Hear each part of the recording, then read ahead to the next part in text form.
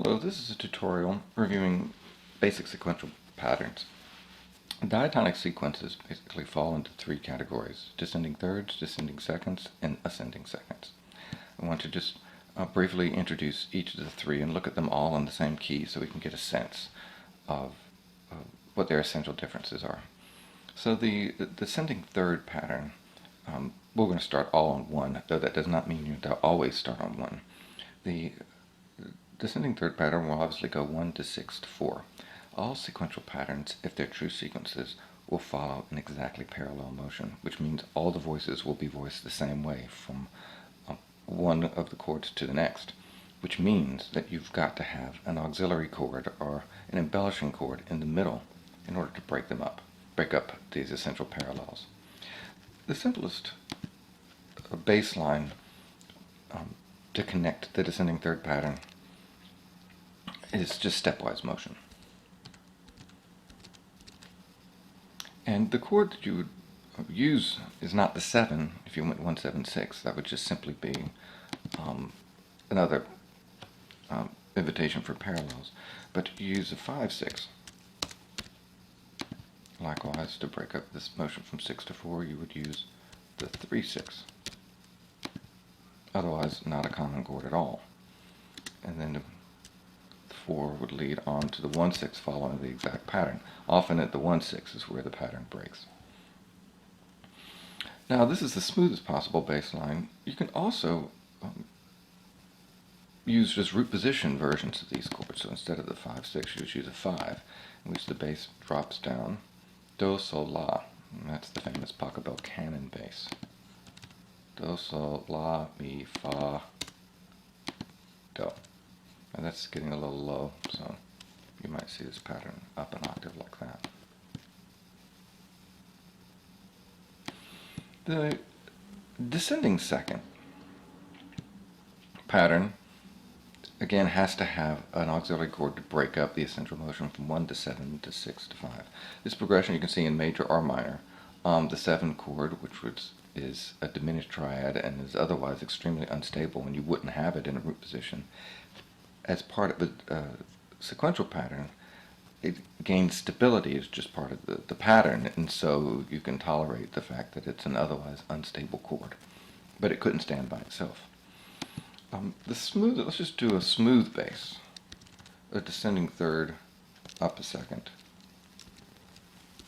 Descending third, up a second. Descending third.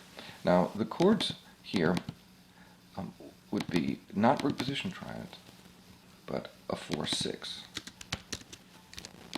And likewise, here would be a 3, 6. And likewise, after the 6 would be a 2, 6. So what you see is 1, 4, 7, 3, 6, 2, 5. Of course, presumably it would follow on with the 1, is a descending fifth progression. The root motion between each of these chords is down a fifth or up a fourth. So just as we had, now this is a fairly smooth bass, you could also have a root position version in which the bass was more angular. So you just simply went to root position 4.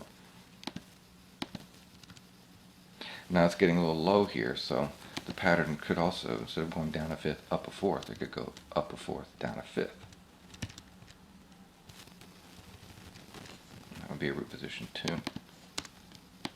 This is an extremely common progression, and it is the only way composers, no matter what style they're writing in, classical or jazz, it's the only progression that they use for it. It's the descending fifth progression. Now, ascending second. This motion essentially takes you 1, 2, 3, and I've put the fifths here just to emphasize the need for an auxiliary voice leading in order to break up the essential parallels. This technique actually goes back to the Renaissance, and it's a very simple one. Composers just staggered, moving from a fifth above the bass to a sixth above the bass. And you can repeat that pattern. 5, 6, 5, 6, 5, 6. And it is called the 5, 6 technique as a result. Now, just as we've seen in the other two sequential patterns, you can do a root position variation of this kind of voice leading, where instead of holding a whole note for the bass, you can move the bass to a root position triad. And that triad, in this case, now we can, so we're not seeing a 5-6 anymore because the bass is moving. What you're seeing is a root position 6 chord.